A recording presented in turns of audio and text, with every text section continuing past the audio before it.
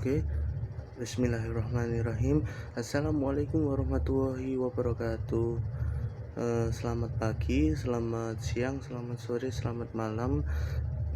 Yang terhormat Bapak Dr. Haji Ali Nasid selaku dosen dari mata kuliah studi Al-Quran dan Hadis. Sebelumnya mohon izin perkenalkan diri saya, Bapak. Nama saya Kevin Surya Aldi Pratama. Saya mahasiswa Universitas UIN Maulana Malik Ibrahim Malang, jurusan Pendidikan Ilmu Pengetahuan Sosial semester 3. NIM nomor induk mahasiswa 220102110118. Salawat serta salam tetap tercurahkan kepada junjungan Nabi besar Nabi Muhammad SAW. Selamat pagi, selamat siang, selamat sore, selamat malam bagi Bapak maupun siapapun yang melihat video ini.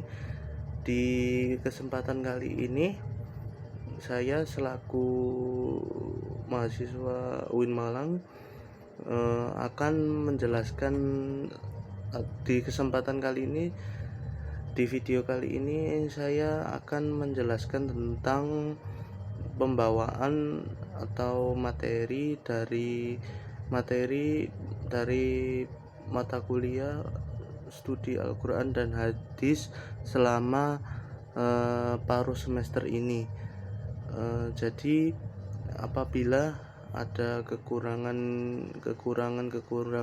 dari video ini, mohon saran dan bantuannya, karena video ini juga masih dalam perkembangan atau masih perlu banyak dikembangkan. Jadi apa itu Al-Quran? Al-Quran sendiri adalah kitab yang diturunkan Allah Subhanahu wa Ta'ala berupa wahyu dari Allah yang diturunkan kepada Nabi Muhammad SAW ketika ia berada di Gua Hira. Al-Quran sendiri adalah pedoman kitab dari umat Islam. Al-Quran sendiri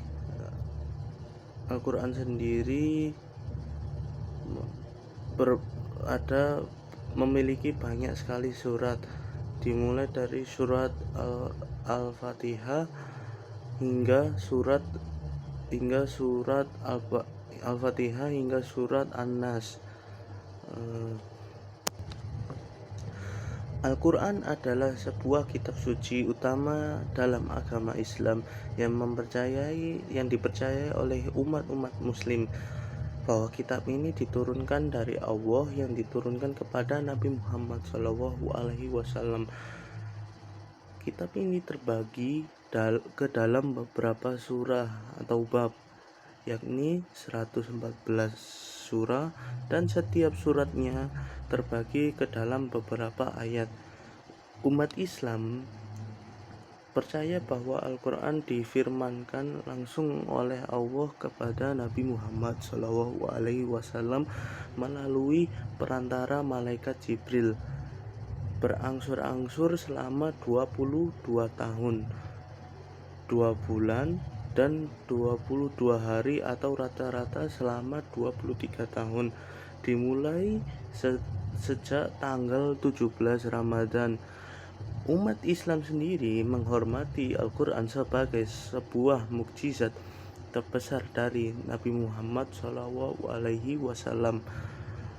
sebagai salah satu tanda kenabian Nabi Muhammad SAW, dan merupakan puncak dari seluruh pesan suci atau wahyu yang diturunkan, baik berupa suhuf atau kitab yang diturunkan langsung kepada Nabi yang diutus oleh Allah sejak Nabi Azam dan diakhiri dengan Nabi Muhammad SAW. Dalam Al-Quran itu ada 114 surah.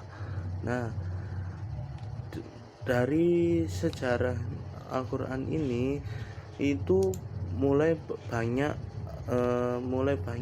kajian-kajian yang membahas atau ilmu-ilmu yang membedah dari Al-Quran ini untuk mengetes atau melihat seberapa valid atau seberapa terpercayanya Al-Quran ini sebagai kitab suci.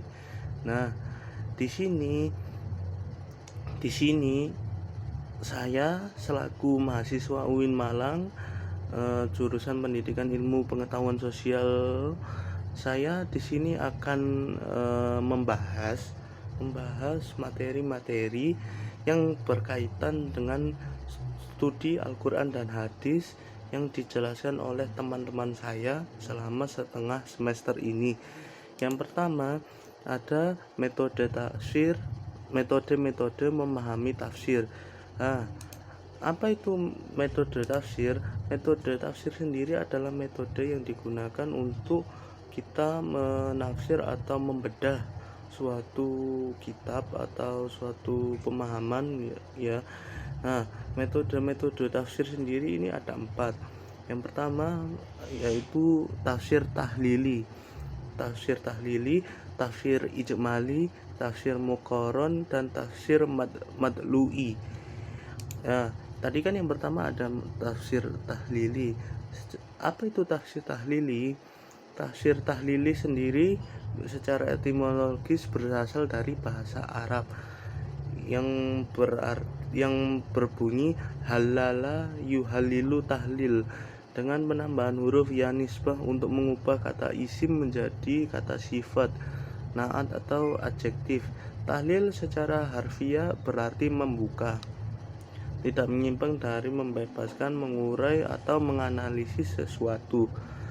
Dalam konteks tafsir Al-Quran, metode tahlili adalah pendekatan penafsiran yang berusaha untuk menyelidiki semua aspek yang terkandung dalam ayat-ayat yang ditafsirkan, serta menjelaskan makna-makna yang terkandung dalam urutan baca yang terdapat dalam Al-Quran. Yang kedua, ada metode tafsir ijmali.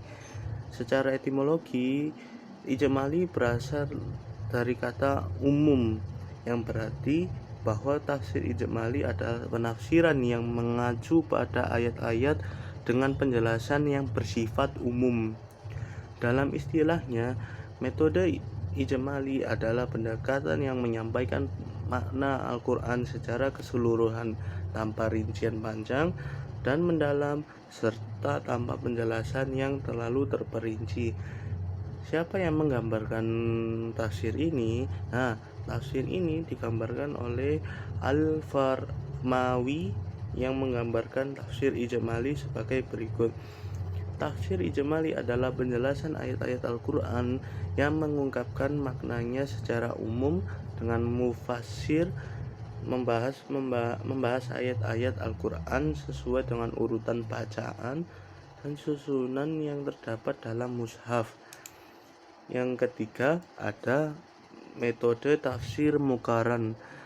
Secara etimologi, istilah muqaran sendiri berasal dari kata muqarona yakorona koron, yang berarti perbandingan atau menyatukan dan menggandengkan. Menurut Bapak Abdul Al-Hayy Al-Famawi, metode tafsir muqaran adalah pendekatan dalam penafsiran Al-Quran yang melibatkan pengumpulan sejumlah ayat Al-Quran. Kemudian ayat-ayat Al-Quran ini diteliti menjadi satu, dan dibandingkan dengan pendapat sejumlah penafsir. Nah, jadi ayatnya itu dikumpulkan jadi satu, lalu dibandingkan sama penafsiran orang-orang lain. Tafsir muqaron dapat diklasifikasikan menjadi 3 bentuk. Yang pertama, membandingkan satu ayat dengan ayat yang lain. Yang kedua, membandingkan ayat-ayat Al-Quran dengan hadis Nabi. Yang ketiga, membandingkan satu tafsir dengan tafsir yang lainnya yang melibatkan beberapa ayat yang diidentifikasikan oleh mufassir yang sama. Yang keempat, ada metode tafsir madlu'i. Kata madlu'i sendiri berasal dari bahasa Arab wada'ah yang berarti meletakkan, menciptakan atau menjadikan sesuatu. Dalam konteks tafsir Al-Quran ini mengacu pada penjelasan dan interpretasi ayat-ayat Al-Quran yang berkaitan dengan suatu judul, topik, atau sektor pembicaraan tertentu. Dalam istilah tafsir, metode madlu'i adalah pendekatan yang bertujuan untuk mencari jawaban dalam Al-Quran dengan mengumpulkan ayat-ayat yang memiliki tujuan serupa, tidak membahas topik atau judul tertentu, dan mengorganisirnya sesuai dengan urutan penurunan serta sebab-sebab turunnya ayat tersebut. Nah, lalu apa kelebihan dan kekurangan dari tafsir tahlili? Yang pertama, kelebihan dari tafsir tahlili sendiri ruang lingkup yang luas. Dalam metode ini bisa digunakan musafir dalam 2 metode, yakni maksur dan rayu, yang dapat dikembangkan dengan penafsiran yang berbeda tergantung dengan ahli masing-masing penafsir. Yang kedua, ada mengandung berbagai ide. Pada metode ini memberikan kesempatan bagi penafsir untuk mengembangkan ide-ide serta gagasan mereka yang dalam menginterpretasikan gagasan mereka terhadap Al-Quran. Yang kedua, penjelasan dalam metode berkesan. Ini adalah kekurangannya. Penjelasan dalam metode berkesan tidak ada habisnya. Pemakaian kata-kata yang panjang dan menguraikannya dalam banyak kata yang terkesan bertele-tele membuat penafsir membutuhkan lebih banyak waktu dan usaha keras untuk menafsirkannya. Yang kedua, ada menimbulkan interpretasi subjektif. Hal tersebut akibat dari fanatisme dan berbagai aliran, sehingga pemahaman dan penafsirannya pun juga bisa berbeda-beda. Yang kedua, kelebihan dan kekurangan tafsir ijmali.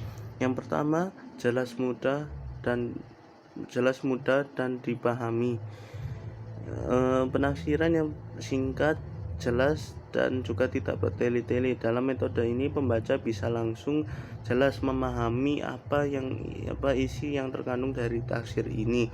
Yang kedua, dekat dengan bahasa Al-Quran. Diksi atau kata yang terdapat pada metode ini sangat dekat dan akrab dengan kosakata yang terdapat pada Al-Quran. Yang selanjutnya ada kekurangan dari tafsir ijmali. Yang pertama, menjadikan petunjuk Al-Quran tidak utuh. Ayat dalam Al-Quran merupakan suatu kesatuan yang utuh, sehingga dalam artian ayat Al-Quran juga membentuk suatu arti yang kompleks. Namun jika dalam metode ini terdapat penjelasan yang bersifat samar. Yang kedua, penafsiran dangkal dan tidak menyeluruh. Dalam metode tafsir ini tidak memberikan ruang serta kesempatan bagi penafsir untuk bisa memberikan analisa pada tafsirannya, sehingga pembaca kurang puas dalam membaca tafsir ijmali. Nah, itu tadi adalah penjelasan singkat saya mengenai tafsir ya. Itu tadi udah ada kelebihan dan kekurangan, lalu definisi tafsir, dan juga ada metode-metode memahami tafsir yang yaitu ada 4. Nah, itu sekian video penjelasan dari saya. Video ini diperuntukkan untuk penugasan penilaian tengah semester studi mata kuliah Al-Quran dan Hadis. Apabila ada kekurangan dari video ini, saya mohon maaf yang sebesar-besarnya. Saran bisa diberikan kepada saya untuk mengembangkan kemampuan saya dalam bervideo lebih lanjut. Akhirul kalam, wassalamualaikum warahmatullahi wabarakatuh.